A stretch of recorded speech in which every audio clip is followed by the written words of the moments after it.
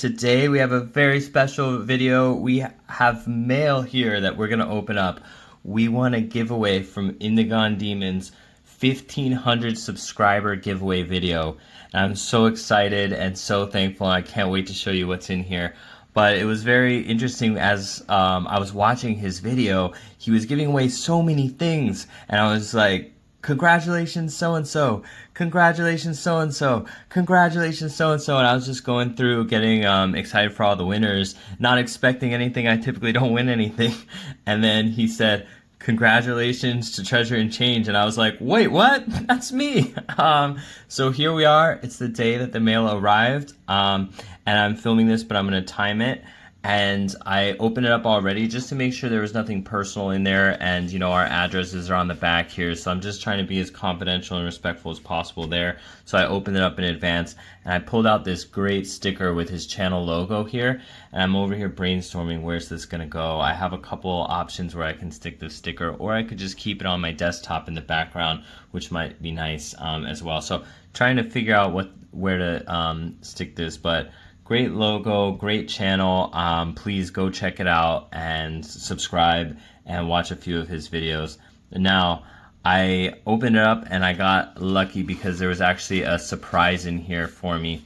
Another channel, Dirty Water Coins and Collectibles, who I absolutely adore. I watch all of their videos whenever I can, whenever it pops up on my alerts. And I also want you to go subscribe to Dirty Water if you haven't already. Both of them are just absolute experts, know all the different varieties, and will teach you a lot about what to look for when you're coin roll hunting. So anyway, I'm going to get into these here. There was a personal handwritten note that I thought was amazing here. So David, thank you for your continued channel support from Indigone Demon, and then Dirty Water Coin Collectibles pitched in a Type B. So here we are. Here's what we got from the giveaway. So cool. Let me pull the tape off of here and we'll get into these coins. Okay, so this is why I love stuff like this. I would have never known this existed, or would have known to seek this out to purchase myself, because it just wasn't on my radar that these existed. Having them in a giveaway, I just learned so much about a president I had no idea about, to be honest with you. So this one is the first one. It's James Polk. He was the 11th president. And if you flip it over, it's got a little bit of information on him. Kind of embarrassing. This is me remembering that metals flip differently than coins. They flip horizontally instead of vertically. So James Knox Polk. And then it mentions that he's the first dark horse president. A dark horse is someone that they didn't expect to win. So he was not a known commodity or expected to win, but somehow he won.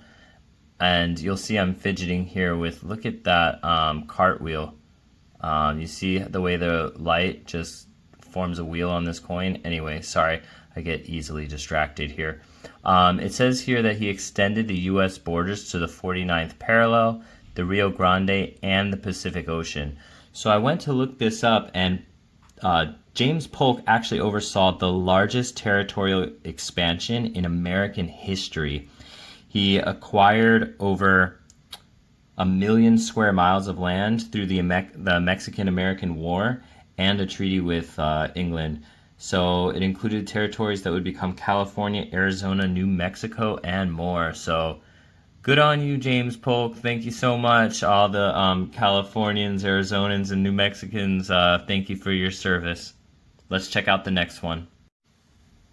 Okay, next we have Zachary Taylor. And if you'll notice the years he was president from, only 1849 to 1850. Let's see why. So Zachary Taylor was called Old Rough and Ready. What a nickname. Man, I wish someone would call me something cool like that.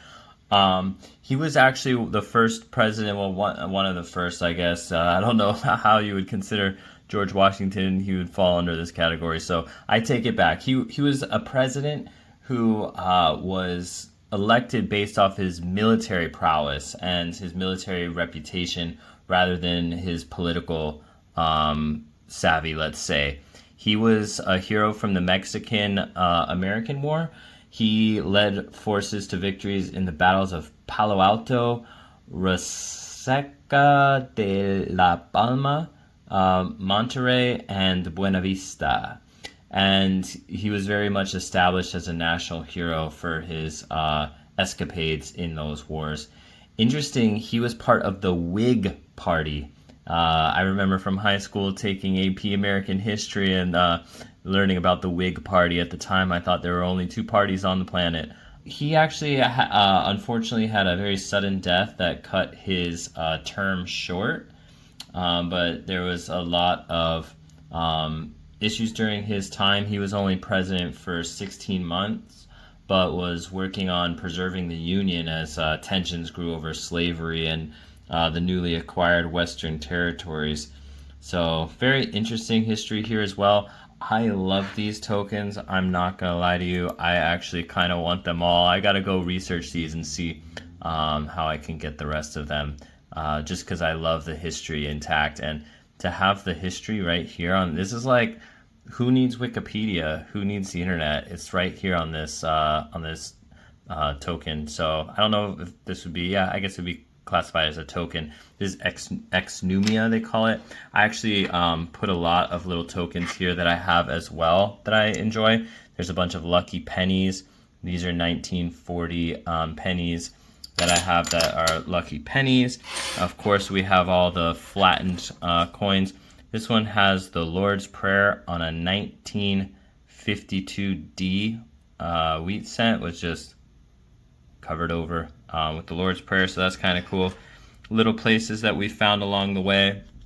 A lot of people will find these Catholic Relief Services tokens, coin roll hunting quarters, or other coins. This is a U.S. Army Camp McGill mess coin. So if you wanted your food in the mess hall, you give them one of these. And I keep saying coin, I apologize. They're tokens, or some will be medals. We get these a lot. These are from little fun places. Most of them will be in South Florida where I'm at. Some in Miami, some in Boca. Here's Chuck E. Cheese. I have a whole Chuck E. Cheese coin album. These are the modern ones. Now I don't think they make coin tokens at all. So that's those. This is kind of cool. This is a medal from Paris. I believe my grandma picked this up on Travels. This is from 2004. Got a ton of bus tokens over here and little parking tokens, so let me show you those. These are just different companies. My brother found one in Boston recently, just in his yard. He was raking some leaves and out popped a Boston bus token, so I'm excited to get that from him when we connect next. This I got when I was a kid. This came in a pack of cards. This is Pinnacle. So in the pack of cards, some of them would have these. And I got the Oakland Raiders, David Klingler. So probably a kicker or a quarterback, I'm not sure. But there's that one. This is really cool. This is Fort Pierce, Florida, Sandy Shoes. Their 125th anniversary. Seems like a bar or something. Let's see here. Good for 50 cents in trade at any bank and most stores in Fort Pierce, Florida. It had an expiration date, 1963. Man, it's no longer valid. Not to be used in, I don't know what that says, no idea what that says there. So it's not lawful money in the United States, it's souvenir money. So kind of cool. Still got some shine to it as well. We have this from Opelika, Florida, 1955 Arabian Nights pageant. So that's kind of cool. This says, Home of the Weekend Warriors, 3rd Marine Air Wing, Opelika. Kind of cool. There's a couple bases in South Florida here. This is an old Duke power plant. It's so tiny. Look at my thumbnail compared to it. It's actually kind of tiny. So that's cool. That's Duke power. And then we also have another one of these from Paris. This has a different back.